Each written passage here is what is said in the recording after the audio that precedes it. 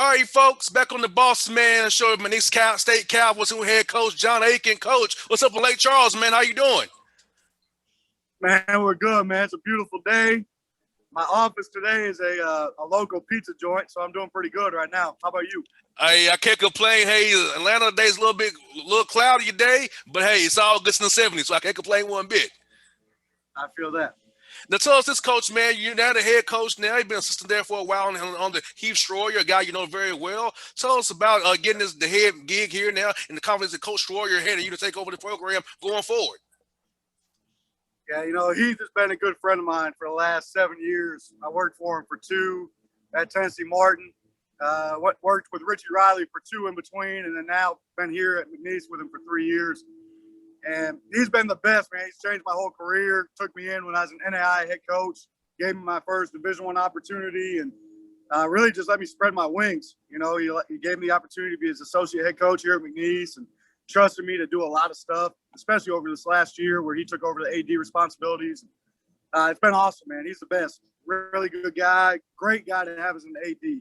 Really fights for us. And so I'm excited to still be able to work next to him, alongside of him, just in a different capacity. Yeah, I remember seeing you on the bench at UT Martin. I'm a TSU grad, so I'll see it the OVCC tournament over the bench with them. So I remember seeing you, coaching hard over there, man. I remember you, man. Oh, yeah. Yeah. Yes, indeed. Well, Coach, tell me this, man. You was a head coach at D3 for a while there. So tell us your experience being a head coach at D3. How's it going to help you now being a head coach here at D1, all the things you got to do at the D1 level here? Sure. Yeah, I was actually the head coach at Belhaven University, and at the time we were NAI Division I, and so we had scholarships. And about 6 months into me taking over that job, I got a bomb dropped on me. So we're going D3, and you no longer have athletic scholarships. You're going to be on probation for like 5 years, no postseason tournaments, the whole deal. And so I told my wife, I said, we got to find something else to do because I can't do that. So we had a chance to go to Tennessee Martin and learn under Heath. It's a huge, obviously a big difference going from NAI head coach to now being Division I head coach. Just different levels of responsibility, different levels of interest. I mean, McNeese has an unbelievable fan base. Our football program has really helped shape that. We have a really proud football tradition. I think we have like 10,000 season ticket holders for football. Well, that spills over into basketball now. Like 2 years ago, before the Hurricanes, we were second in the league in attendance, average about 2,500 per night. And so you've just got a lot more eyeballs on you. When I was at Belhaven, it was like my wife, my daughter, few kids, parents. It just is what it was. But yeah, here the whole town is behind you, which is a good thing. But it's all, you go into like this pizza place I'm at.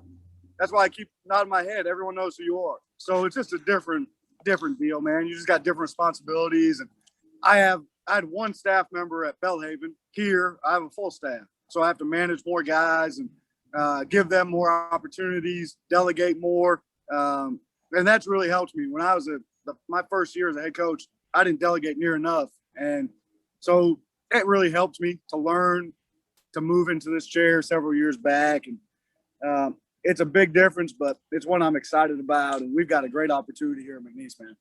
I know that's right. And the good thing about it is you are your own staff, so you have continuity now with players you're recruiting already. A lot of guys already know you, so right. You can retain guys you already had fillers out to already. So tell us about that, getting able to retain the guys, build relationships even more with guys you already had, and keep building this thing and growing the even bigger down in Lake Charles, man.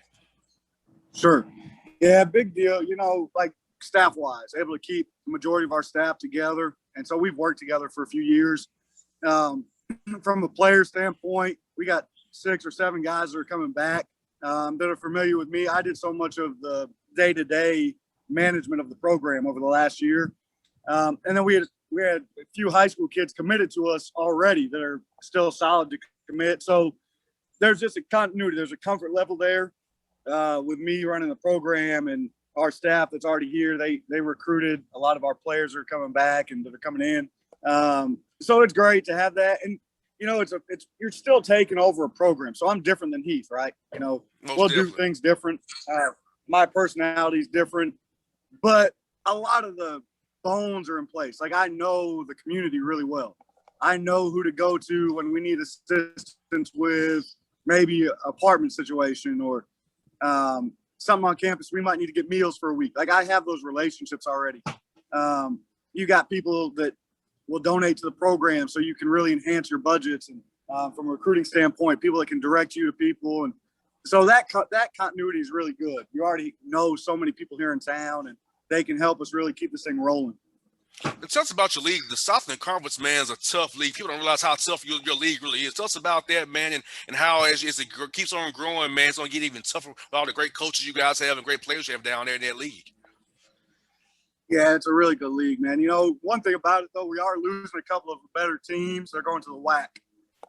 And so we lose like Stephen F. Austin and Abilene Christian, who just beat Texas in the tournament, is going to the WAC. So it's still a good league, though. Like New Orleans, Nichols are both really, really good traditionally. Northwestern State has been good in the past. Texas Corpus Christi is a job that's open right now that is a powerhouse job. I mean, they've got money. They've got facilities. It's a really good league. It's a tough league. It's a physical league. It's an athletic league. A lot of good local rivalries. Really good coaches. Coaches have been in the league forever, and so they know what they are. They have identities that are already built. Their brands are built. It's an awesome league. The towns you get to go to: San Antonio, Corpus Christi, Houston, New Orleans, Lake Charles. I mean, you get to go to great places. I mean, every night you're in a warm climate. You're playing in really good facilities. I think our facility is the best in the league. But, you know, with the changes, with some of those teams leaving, I think the league's wide open. You know, it's a great opportunity now for us to strike while it's hot, to develop ourselves into a premier team in this conference as it reshapes itself. And I'm excited about that opportunity to really turn this into something really special in the South. And great food in them towns too. Now, great food. Can't forget that. Man, my gut will tell you. You come down here and see the whole picture. You ain't lying about that, boy. You can eat whatever you want. Yes, indeed. And now, Coach, tell us about this, man, recruiting wise. No, it's a great base. You right there in Texas, Louisiana, go to Arkansas, Alabama, Mississippi, over to Florida Panhandle. I mean, you have a great area to get talent. So I'll talk about that area around you guys. We can get your staff out and go out and look at see guys and find diamonds in the rough, bring them to McNeese and get them going and developing some great players down there. Sure. Yeah, you know, the I-10 corridor really helps. We can get to Houston in 2 hours. We can be in the Florida Panhandle in 4. You know, so if you go from Houston to the Panhandle, I mean, there's so many players on I-10. You're talking about Baton Rouge, New Orleans, Lafayette, Mobile.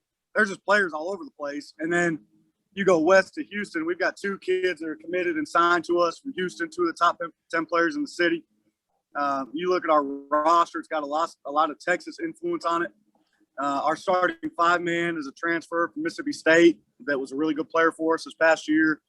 And so we're able to be diverse in that we can recruit really good high school kids, but we can also get the high-level transfer to transfer down to us, and maybe they're looking for something different. We just got a commitment from a grad transfer that from a bigger league from the SoCon. So, you know, we're able to get those kind of kids to come down here. Our facility right now, it's a little banged up from the hurricane, but it's a $42 million facility, man. We've got a practice facility that's brand new. It's a gorgeous arena. I mean, it's state of the art. The Houston Rockets have used it for their training camp. We've got 2 casino resorts in town right on the lake that are beautiful. I mean, they're like Vegas style casinos. So our recruiting base and our recruiting niche is really good. We can get really good players here. We can get talent. We just got to keep building our culture. We're going to develop a toughness culture to us and have some guys that really want to fight. It's a blue-collar town, so we got to really embrace the blue-collar side of our town. Most definitely. Talk about that, coaches, getting guys' mindsets this year without COVID being so rampant. You can have guys on campus and develop them, do skill development, work with them, get their bodies bigger. Talk about how key it's going to be to get your young men ready for the fall here, having to have a full season of workouts with you without to be at home to their own devices. Right. Yeah, I'm excited, man. Like, this past year was really hard across the country with COVID. It was really hard for us. I don't know how much you know about it, but with the Hurricane Laura came through in August, and we were displaced for about 3 months. You know, like we were from August 27th to November 15th. We were not in Lake Charles, and so we didn't have like a regular weightlifting program. We weren't able to get consistent skill because we had to go to University of Louisiana Lafayette's campus, and we were at their mercy. Whenever we could get in, we got in. So I'm excited to have our own space back, be on our own campus, get like a real weightlifting program in. I mean, this time last year, COVID shut down the world, man. Yep. Like we couldn't touch our kids until I think we got them here in July, and then the hurricanes came in August, so we only had like a month with them. Well, we're going to start like a full weight program April 11th. We're going to start our skill development stuff that same day, and so we're going to have a whole spring leading into our summer school. Then we're going to do 8 weeks of summer. And I mean, that just gives you a huge jump start to the fall. And I'm fired up. We're going to get our staff here starting next week. Our whole staff will be here. And I couldn't be more excited to actually be face to face. I can go to a restaurant right now. This time last year, I was doing PE with my kids in my house, man. Wow, man. How about that? I'm so happy that I get my second shot tomorrow. So I'm looking forward to having real life again, man. Because I've not left Atlanta since March 14th, brother. I'm telling you, I want to leave Atlanta, man. I want to get out of the city, have some, and enjoy life again, cover games. I mean, because I love seeing ball. I love chopping up with you coaches, coming and visiting guys. I love it. Like, I can't do that, and it sucks. But I'm so happy that there's some light in this tunnel. We're getting to normal here real soon. I feel that, brother. And, Coach, that's one I got for you, brother. Who have been some people in your life, man, professional and personal, really helped you mold you as a coach you are today and helped you get to this point you are right now as the McNeese State Cowboys head coach going forward? Sure. Right now, the theme that I'm kind of sharing on social media and across different platforms is writing our story. And it's neat that you asked me that question because my story is a unique one. My dad left when I was really young. My mom raised me by herself. I had an older brother who was 13 years older that died when I was 11. And he was kind of my rock. He was my father figure. And so when he died, it kind of put me on a tailspin, man. I was 11 years old and it was hard. I didn't have a dad, losing him. And I had a high school basketball coach by the name of Brian Green that really poured into my life when I was in high school, mentored me, just pointed me on a different path, down a different road. And that led me to a guy named Bob Brown. Brett Brown was the 76ers head coach for the last few years with Joel Embiid. Well, Bob was his dad. And so I worked for Bob Brown at Chevers High School. He was a Patino assistant, great guy. And he pointed me down this path where there's so many coaches, man. But Tom Kelsey, another guy, he gave me my first full-time coaching job, believed in me. And then Heath Schroyer changed my life by bringing me to Division I level and just poured into my life, not just as a basketball coach, but he helped me and my wife. I took a $15,000 pay cut when I went from Belhaven to Tennessee Martin. And he said, Coach, just trust me, man. Just trust me. You'll never make anything less than this ever again in your life. It's just a sacrifice you got to make for 1 year. And he was right, and so he's been a man of his word. When I took this job at McNeese, he said, you're going to be the next head coach at McNeese. I don't know when, but you're going to be the next guy. And again, he was a man of his word. I never thought it would be him hiring me as the AD, but he was a man of his word. So, I mean, my wife has been phenomenal, man. There's just so many people that have got me to this place, players.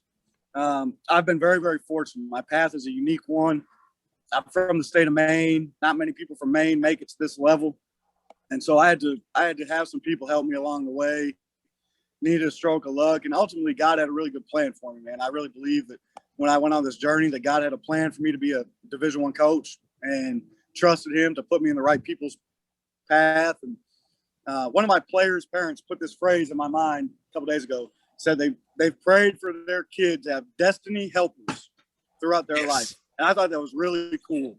There's been a lot of people in my life that have been destiny helpers, that have helped me find my destiny. And so I told him, I was having dinner with him the other night. I said, I'm going to steal that because we all need destiny helpers. You very rarely get placed on your own. Coach Aiken, your story is so touching because, same for here, man. Like, I grew up in the Vine City in Atlanta, a very poor part of the city, man. I grew up right by the stadium. Couldn't afford to go watch the team play, but I grew up right by the stadium. I couldn't go see my Falcons play. But to be where I'm at today, having a college degree and a radio show, who never would have dreamed this, but not for sports and people like Frankie Allen taking an interest in me as a young man, Carlos Rogers, Anthony Mason talking to me as a young man. I wouldn't be today without those guys. Yeah. The young age I saw, they can do it. I can too. So that's for me saying here, Coach. Destiny Helpers is a great thing. I listen to hear because without people like that in our lives, we wouldn't be talking today here in March, 2021. It's funny how God works, Coach, isn't it? How our past, you never know, but it finds way it all comes and crosses the right time that apex. You're right about that, brother. Amen. Hey, Coach, thank you for your time today, brother. We got to do this again real soon. Much luck to you and the Cowboys. Look for doing this with you again in August, man, on September, man. Yeah, let's do it, man. Let's stay in touch. I'm gonna reach out, get your phone number so we can stay in touch. Hang off to the air. I'm going to give a number out there. Give me 1 second, Coach. All right? Okay. All right, brother. All right.